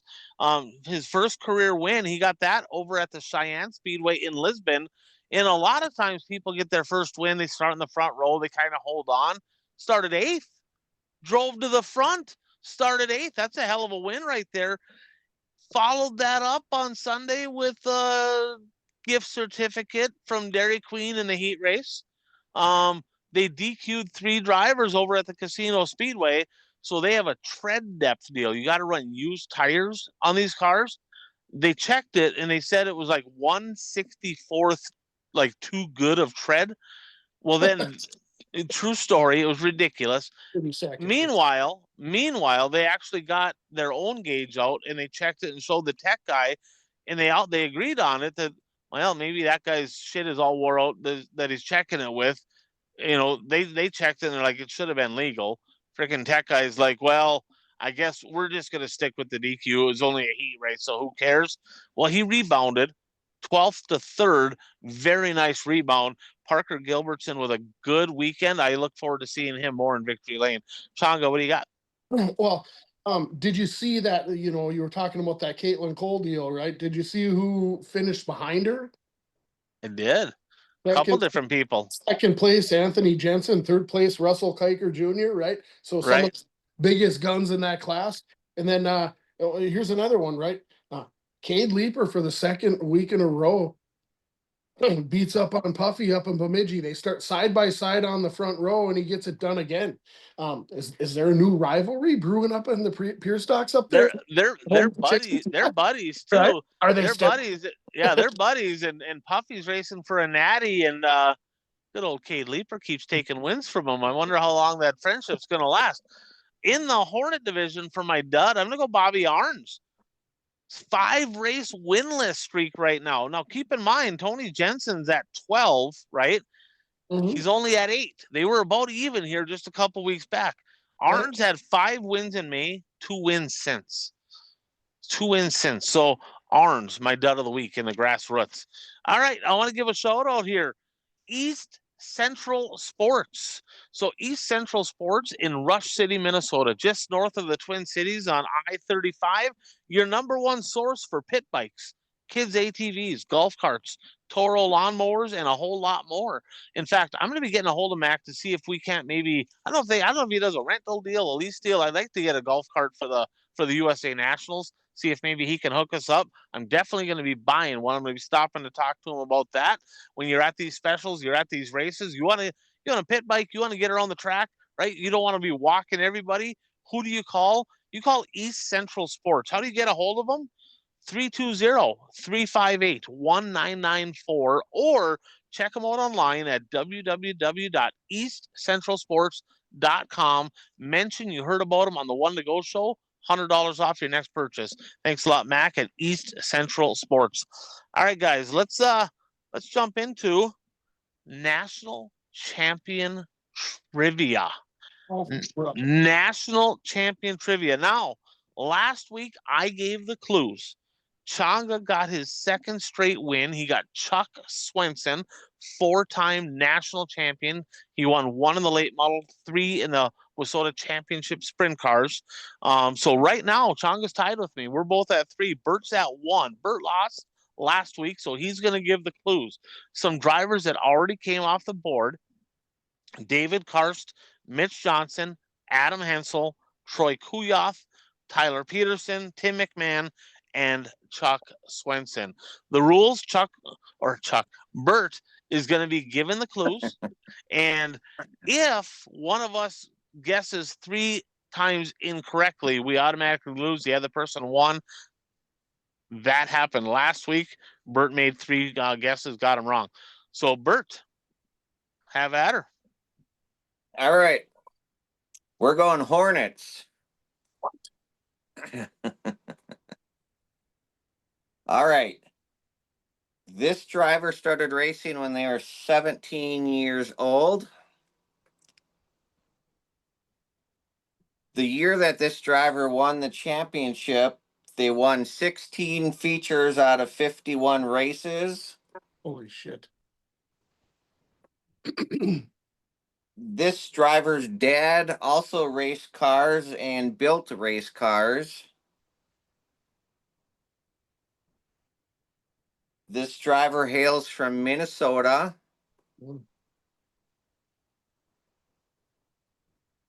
This driver's brother won the Hornets championship the following year. Oh shoot. I know who did. This driver raced a red number 5 race car the year that they won the championship. I know the name. I can't remember the first name. This driver was 5 foot 1 inch tall when they won the championship. Oh my God. I don't Hornets. This driver was a Brittany Smith. yes. Let's go. Let's go. I didn't know Bob. I don't know. You sure Bob Smith builds cars though? Does he build cars? According to the article I read. Okay. Okay. I did research today, and I only did late models, modified, super stocks, Midwest mods. That's all, and street stocks. That's all I did. Nice. So Nice. she won the Hornets championship in 2018, and then her brother Jake won it in 2019. Yep. And she's the first female driver to ever win a WISSOTA national championship. Wow. Nice. That was going to be my next clue and my last clue. So I'm. Wow. You caught me so off guard, Bert. We need to communicate together to try to like sabotage dipshit over there. I couldn't remember the first name from it. I'm like thinking. If you just said Smith, I'd have been happy with it. Because he could have gave 7 million more clues. I'd have never got it. Yeah, Changa hates all you grassroots drivers, by the way. So I've been out of the game for long enough to where I don't know. Good job, Bert. Good job on the clues there. All right, I'm back on top, 4-3. Changa giving the clues next week. It's Bert. It's only going to be a late model. I'm focused on late models today. All right. 2025 pick'ems here, guys. So every week we pick several different races, and our current standings right now is objects in mirror closer than they appear. Bert with a big week last week. I'm at 367. Bert at 364. Bert, you gained 8 on me last week. You narrowed it up big time. Changa at 352. Coach and Dano tied at 341.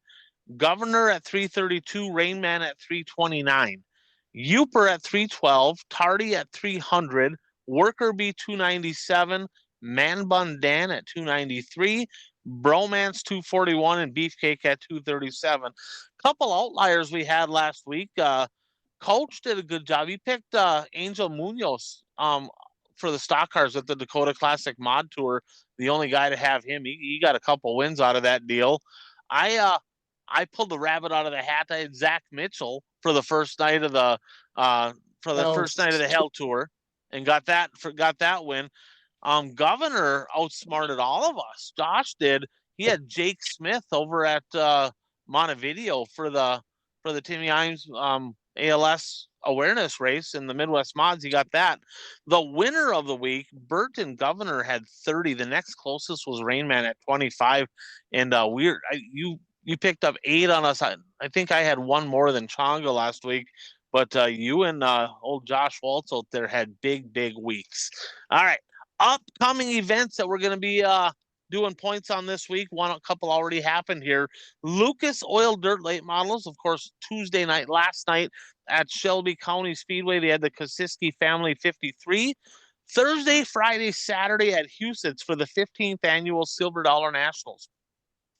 Tri-State Late Models tonight, Wednesday at Huset's. Incidentally, I picked Justin Zeitner. So did Josh. He ain't there. That sucks. SLMR late models. I picked Zeitner. Yeah, he ain't there. I picked him too. You did too? Okay. SLMR late models on Friday at Huset's. Saturday, the Dwayne Mader Memorial. That's a big race right there. I wish I could go. I'm going to be up in Canada with Dwayne Mader, one of my favorite drivers watching growing up, and that's going to be, hopefully that race goes off well. Wissota Late Model Challenge Series. There was supposed to be the Tanner Byholm 444 on Thursday at ABC. That rained out.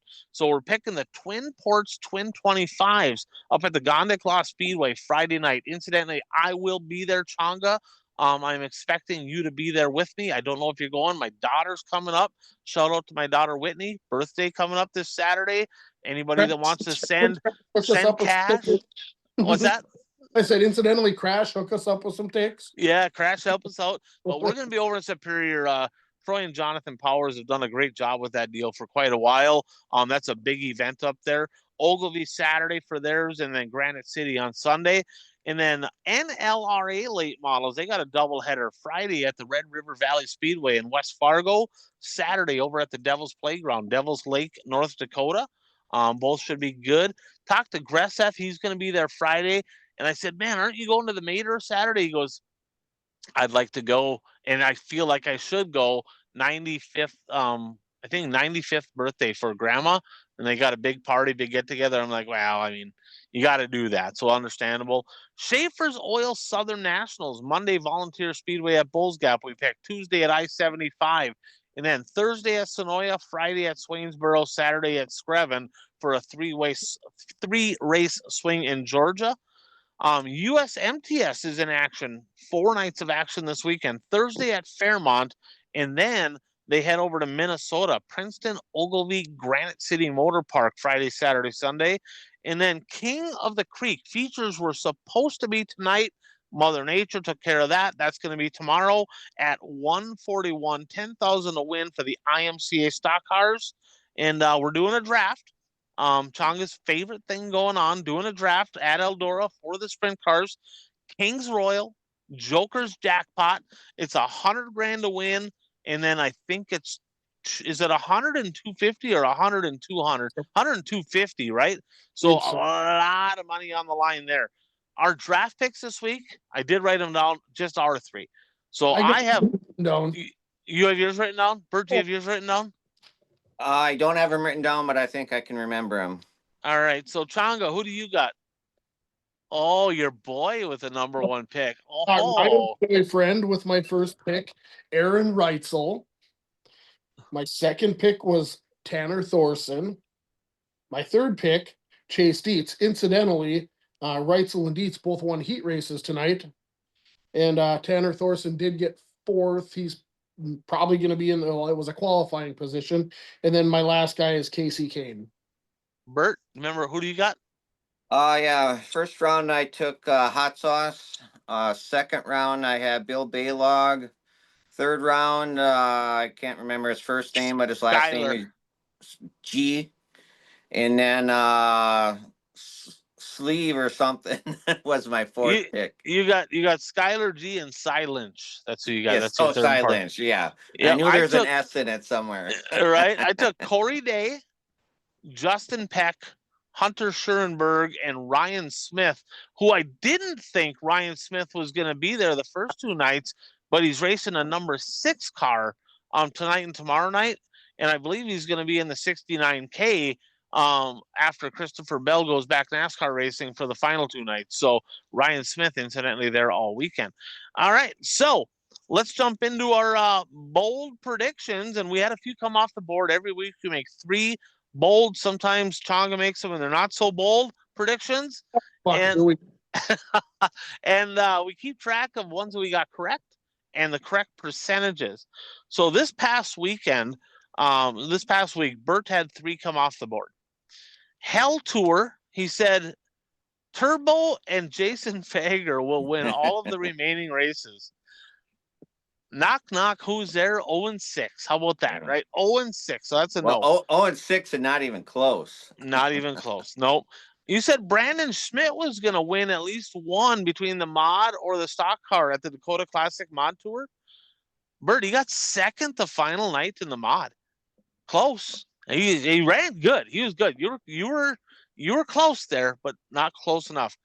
And then you said 60 or more stock cars at Luxy Sunday for $2,500 to win. 42.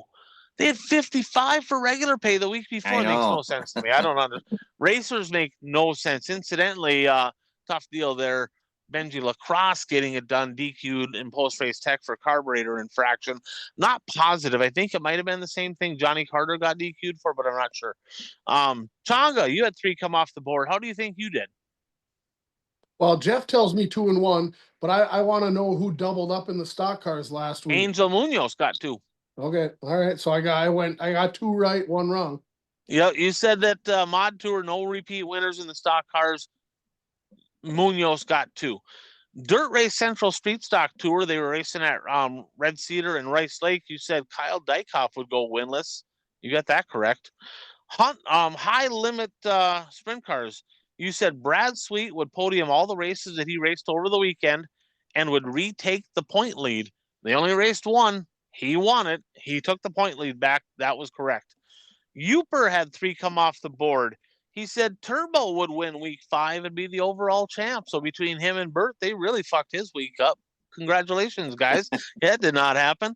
Then he said the combination of Bobby Pierce and David Gravel would have a better combined finish than Aaron Reitzel and RTJ. That did happen. And then he said a non-cheesehead would win the Slinger Nationals. Bert, are you sure, Bert? Sure. Or are you ice cream? Ty Majeski is a Wisconsin driver. Ty Majeski lives in Ohio. Ty Majeski lives in Ohio. What does Dirt Race Central say? Or not? Yeah, not Dirt Race Central, but what does my race pass say? It doesn't matter what it says. Where does he live? Wherever my race says. He lives in Ohio. No, he lives in Ohio. How do you know he lives in Ohio? He's been to his house. Wikipedia. He lived in North Carolina before that. If you look it up, so you can do your research on this, and if you find out different, so Uper gave himself credit, and I fought him on it at first too until he sent me over info, and he's like, "You guys are wrong. He ain't a fucking cheesehead. He used to be a cheesehead, just like the Packers used to be good. Okay, they're not anymore. They used to be." What was his prediction again? A non-cheesehead would win the Slinger Nationals. It doesn't say anything about where they live currently. I don't know. We'll have to debate that one. Right now, he gave himself credit for that. He's like, by non-cheesehead, I mean they don't live in Wisconsin, a non-Wisconsin resident. That's kind of what he was saying. And according to his research, and then I looked and I kind of found the same thing. Majeski is from. So here's a question for you. Where's RTJ from? Chandler, Arizona. He's Chandler, Arizona. Don't give a fuck if he has a place in Iowa. He's Chandler, Arizona. He lives in Iowa. Nope, he's Chandler, Arizona. And for a while they were saying he was from Martinsville, Indiana, by way of Chandler, Arizona, right? He's Chandler, Arizona. You guys were giving me crap on the text because I said Bill Baylog was from Wisconsin, and he's not listed from Wisconsin because that's not his hometown. That came from Uper too. So we're gonna have to have a vote on this one, okay? Race past the gold. And so he's basically saying that Majeski's an Ohio driver, that he should get it right. We'll go into more discussion on that, and we'll come back with our analysis after that. We'll talk to the text group. All right, I had 2 come off the board. Andy Daly Memorial Super Stock A-Mains. I said there would be 2 podiums by Minnesota drivers. No. Really? Jordan Hinkemeyer, night 1, and Andrew Hedke, night number 2. I'll have to look into that. That's 2. Hedke. Yeah. Go ahead, look that up. So I got 2. DRC Street Stock Tour. I said a Wisconsin driver would win both, and only 1 Minnesota podium. And that was also correct because Jeff Nowak lives in Wausau, Wisconsin. No, Angelton, Texas. look up my race pass because there's two My fucking. race pass, Angelton, Texas. He lives in Wausau, Wisconsin. Angelton, Texas is his address on my race pass. I don't care what my race pass says. He You lives in Give it to Wausau, yourself. Wisconsin. Angelton, Texas. Okay. And he listens to the show, and we will text him. He lives in Wausau, Wisconsin. From Angelton, Texas. He's not from Angelton, Texas. Oh, In fact, my race pass is weird, right? Because he literally has two my race pass accounts. One Wausau, Wisconsin, one Texas. Makes no sense. I don't know why, but that is the same thing as freaking Hot Carl saying he lives in Texarkana when he lives in Ramsey, Minnesota. Okay, so generally, Carl Kidd driving his car now or what? yeah, yep. He actually done better than Hot Carl. Yes, he's got some go-kart stuff. And Parker Anderson won, and the only podium was Vogel with a third. Oh yeah, you got that wrong because Nowak's from Texas. Nowak is from Wausau, Wisconsin, so that is correct. That is correct. And with that said, our standings right now, to keep track of correct, Chonga's leading the way with 15. Uper and me at 12. And Uper's is debatable, and you're trying to debate mine, but I'll go ahead and I will shoot over a text message to Jeff Nowak. And I will over to the group, not Jeff Nowak. You don't get to pick where he's from. Yeah, no, I'm gonna shoot over a text. Fuck Jeff Nowak. Yep, that's the driver. He won. I will send by the literature. Yeah, the literature. Look at his Facebook account, Wausau, Wisconsin. Yeah, look at my race pass, Angelton, Texas. My race pass is inaccurate. He lives in Wausau, Wisconsin. My race pass, and you can even tell by the tracks that he races at. It's kind of weird that I don't think he drives from Texas to race in Wisconsin all summer long. I'm just gonna go ahead and point that out. Chaz Baca resides and lives in Arizona. Yeah, he's from Iowa, but he races most of the time in fucking Arizona. He's from Iowa. Huh? His address is like Iowa or something. Arizona. It's in Arizona. His address is Arizona. You ain't got a cat. All right, so here we go. So we got Chonga at 15, Uper and 71A at 12, Bert at 8. I'm gonna have to start bunting here pretty quick. Percentages, I'm leading the way at 42.9, Chonga at 40.5, Uper at 34.3, and Bert at 26.7. So I got some work to do to catch you in overall wins, but I'm leading the way in percentages right now because that was 2 for 2 this week. 2 for 2. All right, three predictions to close this show out, boys. Waiting for Bert to get back, and we're gonna go. Actually, we'll go Chonga first if Bert's not back in time. I see Bert. I see Bert in the background. He's coming. I see him coming. Hard, one or the other. All right, so Bert's gonna go first, then Chonga, then I got Upers here, then I got my own. All right. I went to Ty Majeski's website, and under the about it says hometown Seymour, Wisconsin. Yeah, it ain't been updated in how long? Hometown means where were you born? My hometown's Chisholm, Minnesota. Well, I understand that, but he's a cheesehead. He was born in Wisconsin. I told Uper to try to reach out to him, and he never heard back. So we'll check into that. All right, Bert, your first prediction. I'm gonna go Husets, and let's see if I can explain this decent. Oh fuck. Brandon Shepherd will have a better average finish than at least 3 of the top 4 drivers in the standings. In Lucas, in Wu. In Lucas standings.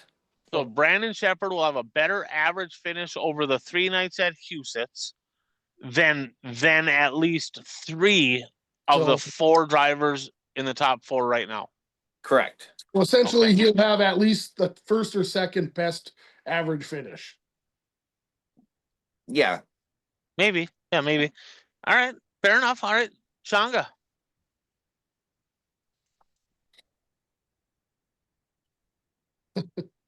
Shane Sabraski, 1% winning percentage this week. Exactly 1%. Okay. 2% or more. Oh, now you're changing it. Yep, 1% or more. Bert, I heard him say 1%. Okay. What's your real prediction? That's for Jeff. Just kidding. So I'm gonna go with. And I mean, it wouldn't be fair to count last night. I'm gonna go with Husitz. They're all Lucas races, right? So all of the Lucas races that happen there, no driver has more podiums than Bobby Pierce. So Bobby has as many or more than anybody else there. At Husitz on the podium. Okay. All right. Uper's first prediction. Freaking whole Lucas. Okay. All right. Uper's first prediction. Renegade sprints on Thursday at the Grand Rapids Speedway. The 17E will not get a top 5, and that includes if it rains out. 17E being who? Highway Billy, Don't know who 17E is. Keith Erickson, his brother. He will not get it. Oh, I didn't know Keith was 17. Is that good? Are you good with that one? Are you? I think that's a bunt. So should we pass that? Sorry, Keith. I mean, I love Keith, and I hope Keith wins. But All right. So he's like, he said he was just kidding on that one because he figured his second night out, he's probably not going to get a top 5. His real first one is World of Outlaw sprint cars, regulars, right? Point chasers or whatever you call them, will account for 51% or more of the podiums this week at Eldora. World of Outlaw drivers, 51% or more of the podiums at Eldora. got it. I'm gonna go Dwayne Mader Memorial at the Cedar Lake Speedway. There will be more Longhorns in the top 5 than MB Customs. Oh, that's not a bunt. That's definitely not a bunt because there's way more MBs there than Longhorns. It ain't close. But I'm gonna go more Longhorns in the top 5 than MB Customs. All right. Yeah. Okay. That's fair. All right. I'll give it to you. It's kind of a bunt, but okay. They might have to all finish up there. All right, Bert. I'm gonna go Eldora.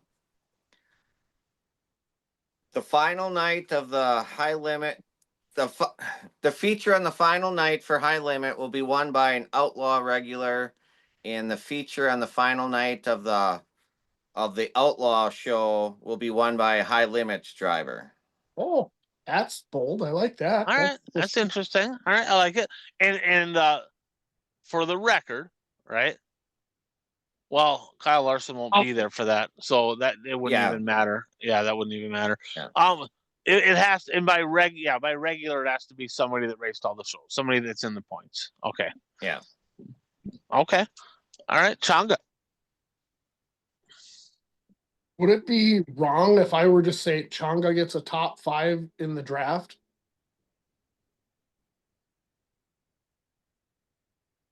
Why limit yourself to top 5? Because have you ever seen my performances in I usually get last. Oh, I'm going to finish in the top half of the group with, really? It's 13. I'm going to be 8 guys. After he was just bragging about all his drivers winning heat races and stuff. Yeah, but that's freaking. we might take that seriously if you say top 3, but No. top 5. Well, then we're going to just find something else to do then. So I don't ever Hey, pick. Bert, I'm going to finish in the top 13 in the draft. Shane Sabraski, 5% winning percentage this week or better. All right. So now I got to figure something else out because you guys don't like my picks. Top 5 in the draft. Really? Really? I've never bought Well, all the my guys are in the feature tonight. I'm gonna finish top 5 of the draft. No, weird. Okay. Okay. I'm gonna go Mars late model. You're scared to go top 3. You made me change mine for the IMCA stuff. You're afraid to go top 3 because you're a pussy. No, it worked. I fucked you out Scared. at the point. Fucked you You out. did. You're scared. You're Yeah. scared, essentially. I get smarter than you. Okay. So we're gonna go to Mars late models. 3 races this weekend. Justin Fager will have the highest average finish out of anybody in that's there for all 3 races. Not Justin Fager. Not Justin Fager. Not Justin Fager. I almost fucked that What up. was I gonna say? A freaking thing. Not Justin Fager. I caught myself. Jason Fager. Oh, I'm like, I should have just started talking because the Like, pause there got him thinking. I would have been totally writing Sunray on the side of his tongue. Nice. All right. And All Jason right. Fager will have the highest average finish out of anybody that competes in all 3 races or every race. That they have to race all the races. However many happen. Yeah. Okay. All right. So Uper's second one here. BP32, the smooth operator. All top 5s at Huset's. At least 2 podiums and at least 1 win. So all 3 nights he'll be top 5, or all nights that they race, and at least 2 podiums and at least 1 win at Huset's for Bobby Pierce. Fair. I'm gonna go Structural Buildings with Soda Late Model Challenge Series, and I'm gonna go the Twin Ports Twin 25s at the Gondikla Speedway. Our boy Kevin Burdick will have the best average finish in the Twin 25s. Kevin Burdick with the best average finish. All right, Bert. I'll go USMTS modifieds and say there will be no repeat winners.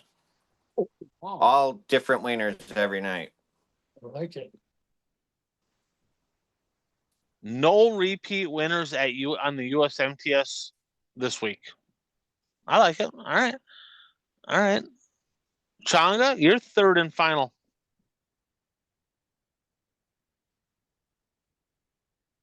I'm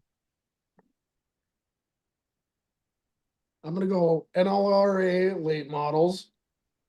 I'm gonna say Dustin Strand has at least a win and a podium in the 2 races. If the 2 races don't happen, it's just a wash.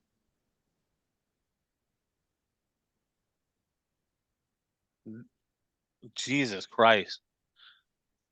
NLRA late models, you're saying Dustin Strand's going to have at least 1 win and the other one will be a podium? That's your prediction? Yeah. Really? You don't like that? TPO's going the first night. Bert, I don't even know what to do with this guy. I mean, first you don't want to hang out with us. You don't visit us. He's dating Bobby Pierce. He's bunting. I don't know what. I mean, I don't even know what to think. I'm literally for you. Flabber. Hey, Bert. How much better? Dustin Strand had like a 87 race NLRA win streak.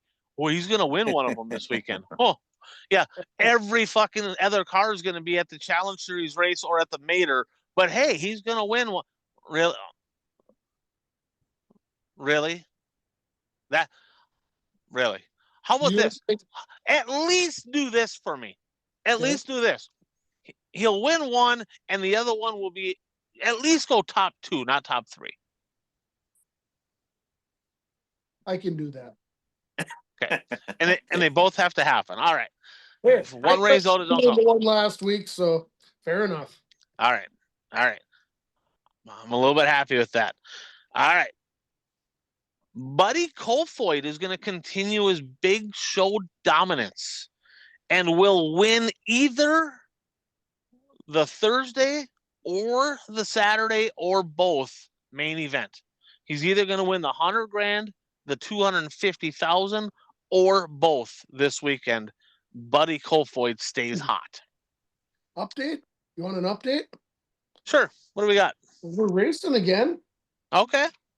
4 to go. We got Thomas first, Elias in second, Corey Day third, Tyler Courtney fourth, David Gravel fifth. Heat race number 4. Heat race number 4. Okay. Okay. I am going to go month of money. You know what? I'm going to do this. So we got the Dwayne Mader Memorial. Looking at 60-ish entries or more. It could be as many as 70, I'm hearing, for the Dwayne Mader Memorial on Saturday. I'm anticipating 30, 35 of the USRA late models for 2,500 to win. Cade Nelson will have a podium, and Daryl Nelson will have a top 5. Cade Nelson a podium, Daryl Nelson a top 5 this Saturday. Okay. We're going to cheer for the 44 rides. All right, that's our predictions. Episode, 268 in the books. Guys, I'm going to have to break it to you here on the show. You guys might have to run, you got to steer the ship next week, guys. Yeah, we'll just probably take it off. You're going to have to steer the ship. I'll probably be able to jump on, but you might have to get a hold of Puka to come on the show with you. Somebody's going to have to steer the ship. I'm leaving. I'm going to go to the races Friday. Saturday, my dad and I, Dave Dulciak, we're going to head north. We're going to go Canada fishing for a week.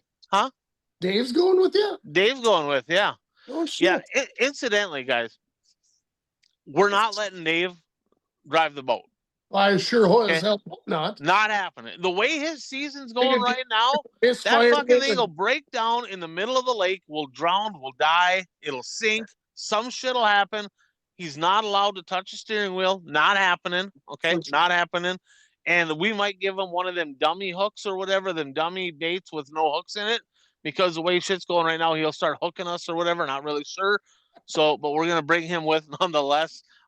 He's on the struggle bus. We're gonna get him away from the race car for a week, but going up there, spending a week with my dad up in Canada. So yeah, so that's that. So the show must go on. You guys will get her done. I have faith in you. I should be able to jump on for a little bit, but I'm not going to be able to do quite as much next week because I'll be up in Canada. So as always, I'm Ryan. That's Changa. That's Bert. Thanks for tuning in to the One to Go Show.